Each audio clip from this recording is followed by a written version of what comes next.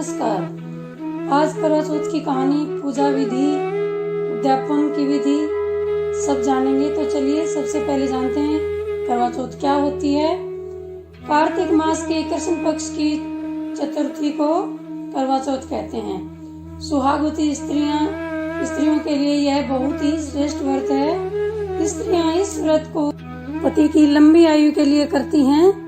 इस दिन सुहागन स्त्रियां चावल पीसकर दीवार पर करवा चौथ बनाती हैं, जिसे वर कहते हैं। इस करवा चौथ में पति के अनेक रूप बनाए जाते हैं तथा सुहाग की वस्तुएं, चूड़ी, बिंदी, बिछुआ, मेहंदी वगैरह, साथ साथ दूध देने वाली गाय, करवा बेचने वाली कुम्हारी, महावर लगाने वाली नाइन, चूड़ी पहनाने वाली मनिहारी, 7 भाई और उनकी इकलौती बहन, सूर्य, चंद्रमा, गौरा, पार्वती आदि देवी देवताओं के भी चित्र बनाए जाते हैं। बायना की विधि इस प्रकार है। चौथ का व्रत रखें, एक पट्टे पर जल से भरा लोटा रखें। बायना निकालने के लिए मिट्टी या खांड का करवा लें।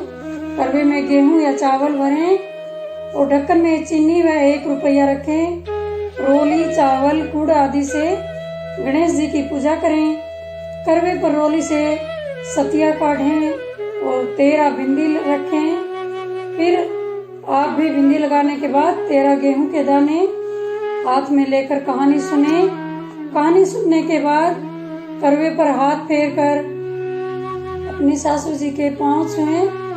गेहूं के 13 दाने और पानी का लोटा अलग रख लें। जब रात्रि को चंद्रमा उगाए तो उसे अर्घ दें, फिर भोजन करें। यदि बहन या बेटी हो तो करवे के गेहूं, चीनी तथा रुपए उसे दे दें। या कहानी पंडिताइन से सुनी हो तो गेहूं, चीनी और रुपया उसे दे दें। करवा चौथ व्रत कथा इस प्रकार से है। एक साहूकार के 7 लड़के और 1 लड़की थी।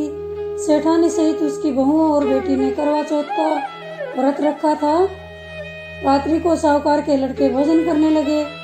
उन्होंने अपनी बहन से भोजन के लिए कहा।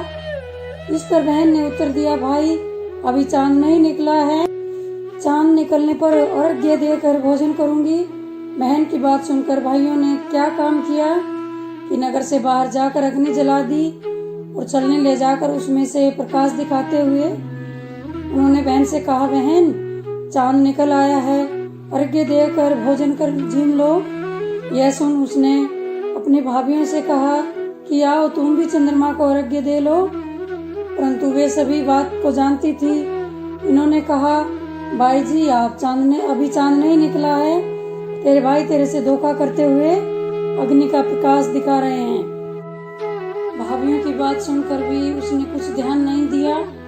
वह भाइयों द्वारा दिखाए प्रकाश को ही अर्घ्य देकर भोजन कर लिया। इस प्रकार व्रत भंग करने से गणेश जी उस पर अप्रसन्न हो गए। इसके बाद उसका पति सख्त बीमार हो गया और जो कुछ घर में था उसकी बीमारी में लग गया।